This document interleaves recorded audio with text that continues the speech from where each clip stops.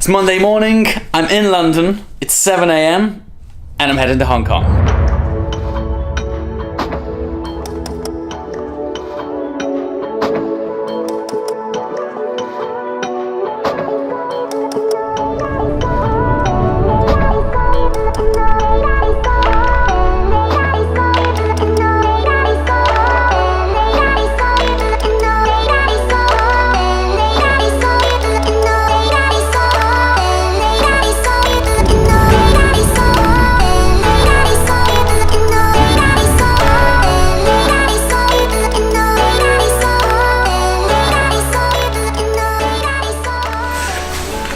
So my watch is taking me to Hong Kong. Now, not exactly, but let me explain a little bit more about what is happening today. So in the UK, when it comes to driving, we're in a bit of a unique position in that we drive on the right-hand side. Now, I know there's other countries out there that do too, but anyway, what this means is when your hands are on the wheel, it just so happens that your wrist with your watch on is the first thing that's in shot when you're filming, because typically we film left to right.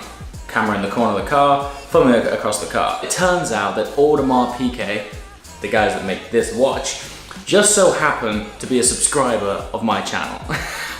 What are the chances? Anyway, they reached out a few weeks ago and simply asked, would I like to accompany them to a trip to Hong Kong for Art Basel? And I was like, hell yeah, I do. So here we are. I'm in Heathrow Airport. I'm in the lounge, and it is all thanks to this watch. This is probably the better time than any to explain a little bit more about this, because I've read in the comments lots of people are fascinated with it. So it's an Audemars Piguet Royal Oak Offshore Diver. To some people, Audemars Piguet might not mean anything at all. To others, this is a really nice watch. But to me, this is much more than just a watch.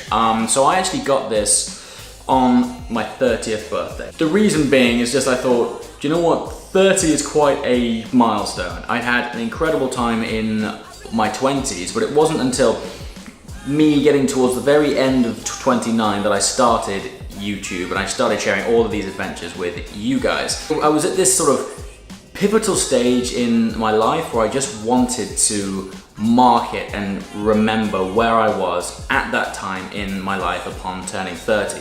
YouTube, I just started. Businesses that I'd got going were doing well. I just felt it in me that it was gonna be this time in my life when something would shift. And I always wanted to remember that. I just felt the need to, I guess, freeze it in time.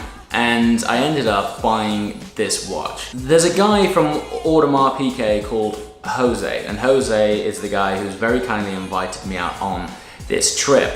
And I remember not long after getting this watch, and AP, Audemars Piguet, invited me to go and meet them for the very first time. That day, when I was having lunch with them, I banged the watch on the table that I was sat at, and I put its first scratch in it. And at the time I was gutted that I'd scratched this brand new, pristine watch. And Jose, who was sat across the table from me, said, don't treat scratches as damages in your watch. Treat them as memories of where you were. And that message resonated with me so strongly, because the whole reason that I bought the watch in the first place was to remember where I was when I turned 30 and what was changing in my life at that time. These days, I can almost count every single scratch on here and tell you where I was and what I was doing. So when I say my watch took me to Hong Kong, it's literally that Audemars Piguet, after seeing me wear this, they very kindly said, we can see you clearly love your watch. We'd love to treat you to an experience in Hong Kong. Anyway, I have a plane to catch. Love me a good lounge. I'm flying with Cathay Pacific today.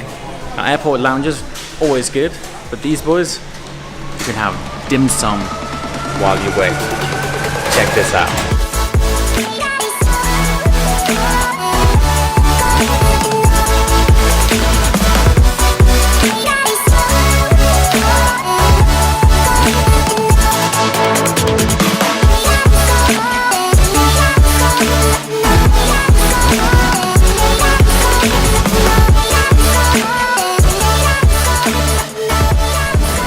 Okay, I'm not too bad at flying, so regardless if I'm in economy or business or first, I really don't mind. But Thankfully, Audemars Piguet have arranged a business class ticket. Now that's all very cool, but what I really care about is that single little plug right there. I could fly around the world twice if I have a plug.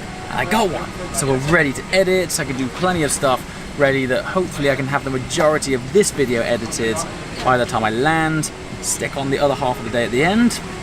Bob to your uncle. Very strict about that. So at this stage I anticipate pushing back maybe about 5 minutes early, and then it will be a flight time for about an hour exactly. Martin's flight across to Hong Kong today.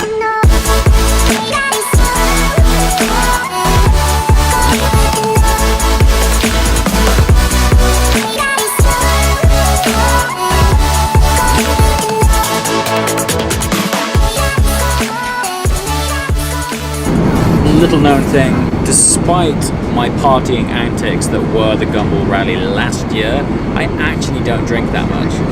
However, today I'm going to make an exception because they have, on this flight, Betsy beer. Have you tried the world's first beer brewed especially for 35,000 feet? Nope, but I'm going to today. Did you know that your sense of taste changes in the air? Cabin pressure, altitude and noise all add up to a dulled palate. That's why we've been on a mission to create the world's first beer brewed specially for 35,000 feet. Seriously, Betsy beer it is. So yesterday, if you watched my vlog when I was out with Chris in the SLS AMG in London, what you didn't see is that we ate way too much. I mean, I started the day with a beef burrito, then I went and had a pulled pork beef burger, and then that night we had Lebanese takeaway and I had a chicken kebab. Oh, and then we finished it off with apple pie and custard. Yeah, anyway, I thought today I was going to be on my healthy eating regime. Turns out Cathay Pacific's in-flight dining is like, it's a restaurant in the air. Check this out. Look at the menu. All of this starters followed by cheese and fruit, pralines for starters, smoked coffee crusted salmon. What? Their idea of a snack on this flight is a burger. Cheddar cheeseburger, beetroot relish on a brioche bun. That's a snack, apparently. And Haagen-Dazs ice cream. I am done for. We got the 35,000 feet Betsy beer. It was all about.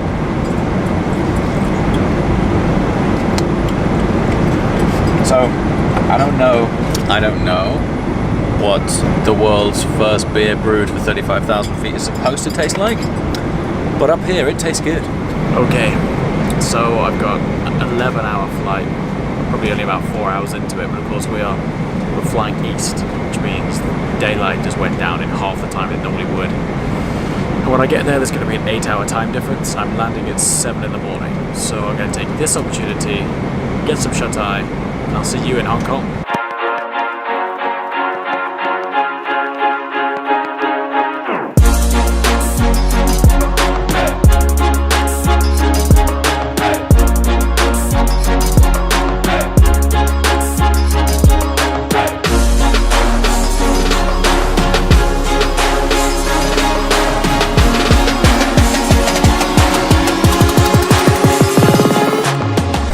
Hey! Welcome to Hong Kong! I was just thinking to myself, when was the last time that I went somewhere that I'd never been before? And I don't mean like a different part of Europe, I mean totally not ever been before. As mentioned earlier, it's my first time to Asia. So this is a massive deal. It's so cool. Already I can feel the humidity. Probably a bad move bringing this jacket. Anyway, 11-hour flight. It's now 7:30 in the morning here, which means I have all day to find the wall that I'm inevitably going to hit.